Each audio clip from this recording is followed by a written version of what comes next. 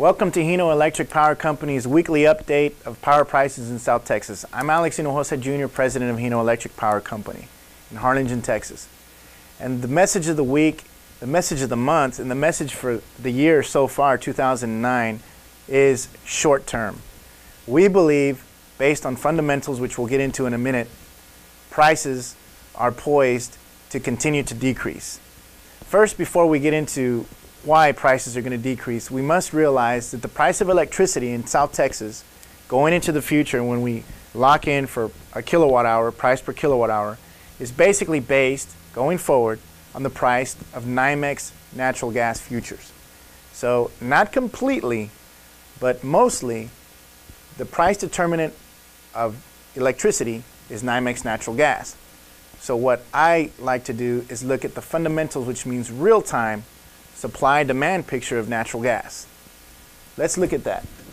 What we have here basically is a map of the continental United States, and a lot of the natural gas supply, or the plays, what we call the shale plays, or areas where we can extract natural gas.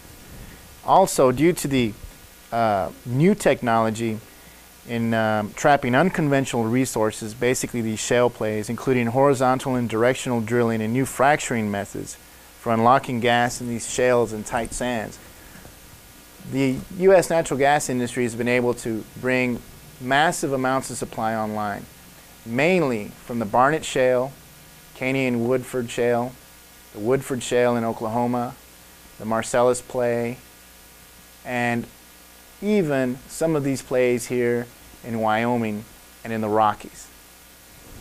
Two main factors are bringing these new supplies to market.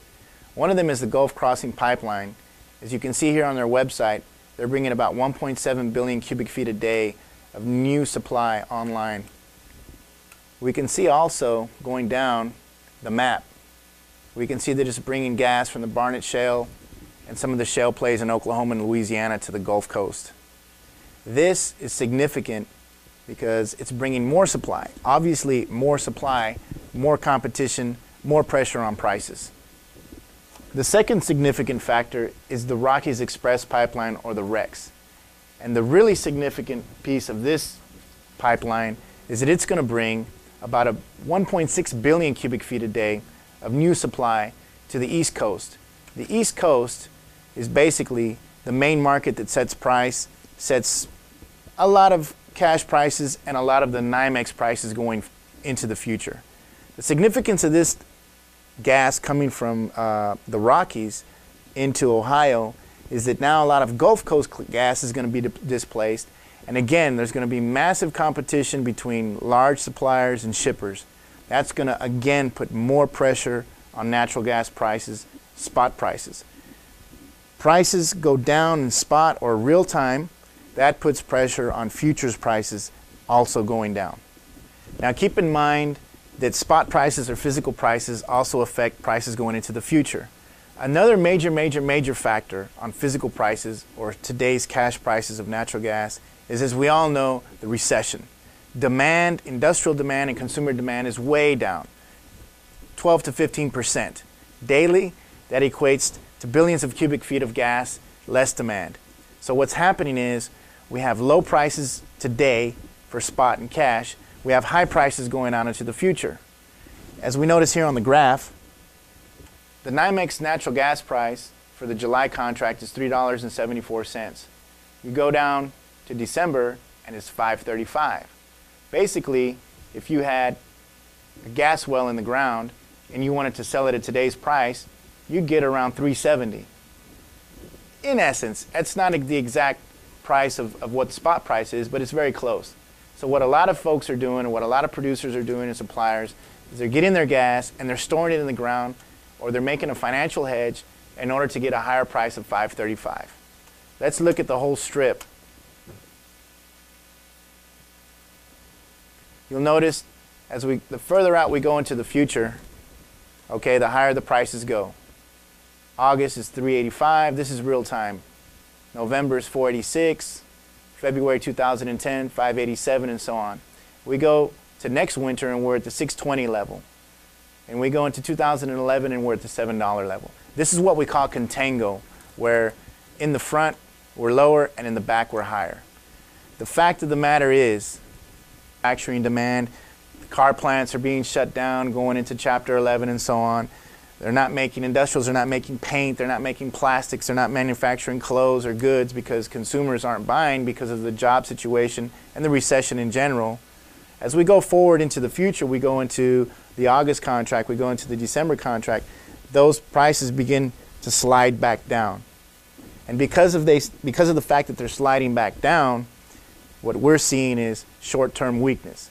So instead of locking in for 3 years or 4 years or 5 years, like a lot of retail electric providers like people to do, you'd be locking in at maybe 7, 8, 9, or 10 cents a kilowatt hour. You'll be basically, what they'll be doing is using that high price gas to lock in their wholesale price of electricity. Because as we all know, or if you don't know, the price of electricity in South Texas, again, is based on the price of natural gas, because those are the only power plants basically that we can buy electricity from, gas-fired power plants. We can't buy coal-fired power or nuclear-fired power. So the way the situation is now, basically, the fundamentals, weak economy, no industrial demand, no consumer demand, an excess of gas supply, an excess of gas supply in the ground and storage, 20-year highs in storage. The play right now is short term. If your contract for electricity in South Texas is coming up for renewal, don't sign for 1 year, don't sign for 2 years, don't sign for 3 years. Sign for 1 month, sign for 3 months, sign for 6 months, or anywhere in between. As the economic conditions begin to change, as jobs begin to be created, as banks begin to loan money, as businesses come online and start hiring people again, as consumers begin to spend money, and as industrial demand increases, then we can start looking at locking in longer term. But the message of the week and the message of the year so far up to this point, June 23rd, is the play is short term. Sign short term, don't go long term. Thanks for visiting our weekly video at Hino Electric. Remember, the play is short term. Plenty of supply, low industrial demand.